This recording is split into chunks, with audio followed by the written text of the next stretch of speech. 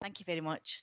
I'm Rosalind Redpath, Principal Educational Psychologist in Argyll and Bute, and I'm here today with Lena Carter, who is our education lead for care experienced children and young people, and we are both part of the Trauma Training Strategy Group in Argyll and Bute, and delighted to be with you today. Could we move the slide on, please? Thank you. We are going to very quickly, as we've a short time scale, is cover these main points today. We are one of the 3 pilot authorities for the trauma training programme, and we are really, really delighted that we're part of that. And if we can move on to the next slide, please. And I think one of the main reasons that we were delighted to have this opportunity and put ourselves forward to be part of the pilot programme was that we've got a really strong belief that within Argyll and Bute the conditions were right for us to focus on our children and family services. So we particularly chose to look at children and family services because of the conditions that we had around us. We felt that coming to this, we had done a lot of work around our GIRFEC practice model. It's been really well embedded for the last 9 or 10 years. We've got a strong focus on equity, and we had done a lot of work across agencies on understanding ACEs. And it's nice to see on Dan's slide, it's good to see in these days that things start to fold in and map together, because we are very keen on a solution-focused and nurturing approach. So there was much happening in the authority, but we strongly believe that the funding that we got to be part of the project was never ever going to be enough, because the things that were going to make the difference for us was the desire to have courageous conversations, that we really understood the needs within our context, and that was in part through having experienced some fairly significantly traumatic events collectively. We have a strong multi-agency ethos. There are so few of us that we all turn up in a room together, even virtually, and then we have to question what meeting we're in, because it's the same people in every meeting almost, to take things forward, and that we know we have the right people to drive this change. And we really want to focus on the actions, as Sandra and Dan have been saying. It needs to be not just about the learning, but what we do as a result of that learning. So what we've done so far, if we can move to the next slide. You can see there we have it's detailed what we've done. We've got a short amount of time, so I just want to pick out a couple of these things. We really wanted to focus on that manager buy-in. So we did roadshows with managers and leaders to make sure that they were aware of what we were trying to achieve. And because if we wanted staff to release to be part of this, to think about how they could change the systems and practices and approaches in their services and departments, then we needed them to understand what we were doing. And we had the launch conference back in December, which seems a lifetime ago now. It's lovely today to be that Lena and I are sandwiched nicely between Dan and Sandra and Shamila, who were all speakers at our launch conference in December, which really got the hearts and minds across our services and third sector to take this work forward. So with all of these things we can tick through, and as if by magic they might tick through before we move to the next slide. Thank you. Because we have managed to achieve all of that, and we're happy to provide more information.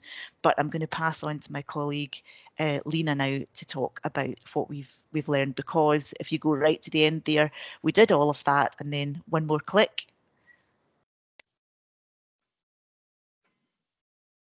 No, can we move on again? And then the pandemic hit. So Lena will go on and take you from the rest of our journey. Rosalind, can you hear me okay? A little bit louder, Lena. Okay, so COVID, obviously the best laid plans were there, and we had, as Rosalind said, done incredibly well with the process, and then COVID hit. Lena, the sound's not great. Can you kind of, I think it might be where you are in relation to the microphone. Okay, that's fine. That's better. Is that better? Okay, so we'd got to that point, and we were at the point of starting face-to-face training, of coordinating with our partners to make that training happen. And then COVID happened. And so what we did was we realized that COVID almost, as people have said previously, gave a sharp focus around trauma, because although we absolutely acknowledge not everybody has been traumatized by the experience of COVID, several people have been, many people have been, several groups in society, and people have covered already who those main groups are, and particularly young people. So what we did as a group, as a steering group, was we're pretty lucky in Argyll and Bute because we already had a lot of online capacity to meet. So although we weren't physically able to get together as a steering group, we continued with our meetings, and we quickly decided on the contingency plan. So we kept our strategic overview of what we needed to do, and we looked at what we needed to do in the meantime to make the things we planned still possible. So we quickly developed online training materials at trauma-informed level. We knew that trauma-informed practice was going to be a key part in recovery plans, in workforce recovery. So we joined everything up. We realised also that post-lockdown, the return to school was going to be a crucial part of recovery, and that we needed our education workforce, above all, to have a basic awareness of trauma and a trauma-informed approach to the return. So we created a resource which we rolled out. We actually had really high level commitment to this from our education leads, that they prioritised it so that we asked every person working in education to do an online training resource. And in designing that resource, we realised two things. One is that it needed to be simple, so that people weren't going to be overwhelmed. There was a comment, I think, by one teacher who said, you know, I haven't got the capacity to learn another whole load of stuff. You know, and what we did was we reassured people and said, look, really good trauma-informed practice is really good teaching, is really good practice in schools. So go back to doing what you did really well before, and it will be good. So we reminded people of the best in trauma-informed education, and we drew in on a whole range of resources in doing that. We then planned, and we are now in the process of delivering the virtual skilled and enhanced training through short modules, and we had the first 2 sessions of that, the skilled level, last week and the week before, and we've got more coming up next week, and we've got really good buy-in for that.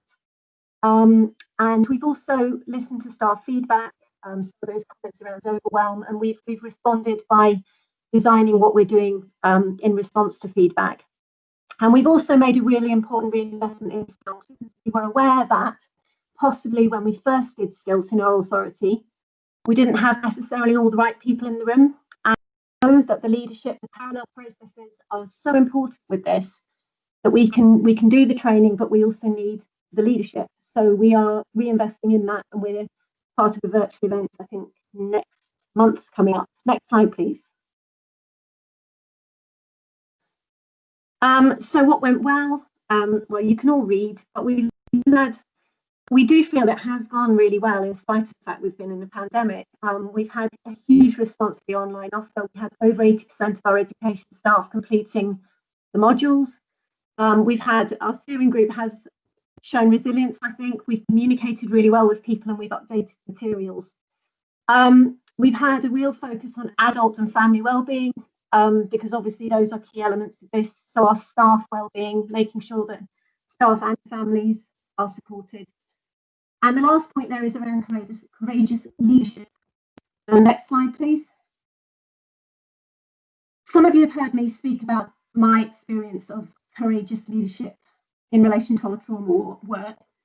And although it wasn't kind of key highlights of the presentation today, the steering group wanted me to talk about it because they certainly feel it's been an important part of the progress that we've made. Some of you know, hopefully, I'm a hopefully respected teacher and education leader with many years of experience, probably too many than I'd like to admit.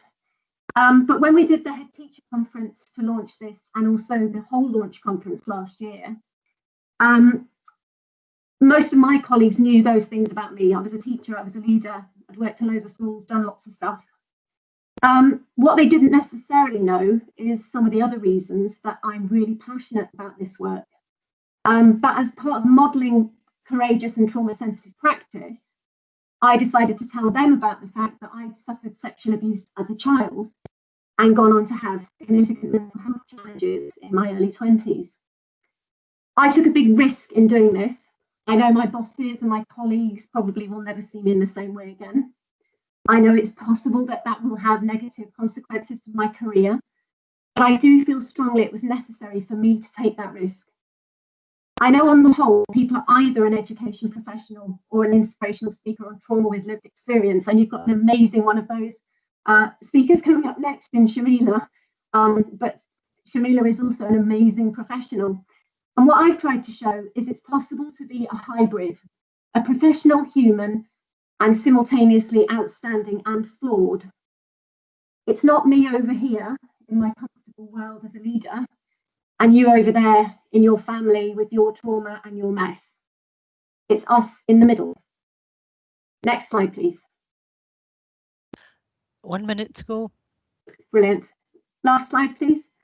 The challenges then that we have, the ones that have already been mentioned, you know, it's not enough to do the spray and pray training. It's not enough to say, yes, we know about trauma. We've got to embed a real understanding of trauma in the ways that Dan and Rosalind and Sandra have spoken about. We do need sometimes to help our external trainers understand what Argyll and Bute's like with its remoteness and its poor connectivity sometimes. We do know that we need the long-term agenda and that we can't be hijacked by short-term contingency planning. You know, we need to kind of evaluate the online training. We don't know, it went really well last week and the week before, but we need to get feedback on its real impact because relationships are different when you're looking at a screen and you can't see people like I can now. You might not be there anymore. Organisational support and then capacity for STILT. We've had a lot of change in our leadership in Argyll and Bute, I mean, both in education and social work. So we need to get the right people back in the room and committed to this. Last slide, please. Thank you. And this is just a slide to say, sometimes it can feel lonely doing this, particularly when you're in a rural authority. Sometimes you can look around and think, am I the only one banging on about this? We have a great steering group, which makes us realise that we're not, but sometimes we look outside and we see a whole world of people like Dr. Karen Treisman, and we look at this diagram and go, oh yes, it's normal to have implementation fatigue at this point in the process. And as Dan said there, you know, it's about that thing of knowing that change is possible and knowing that other people have been through the hard times and that this isn't just always forward progress, but there's an incredible network. And coming to something like this today, you know, we see all the people across Scotland and the world who are wanting this, and it's just really exciting. So that's us, and I'm sorry if I've overrun a little bit.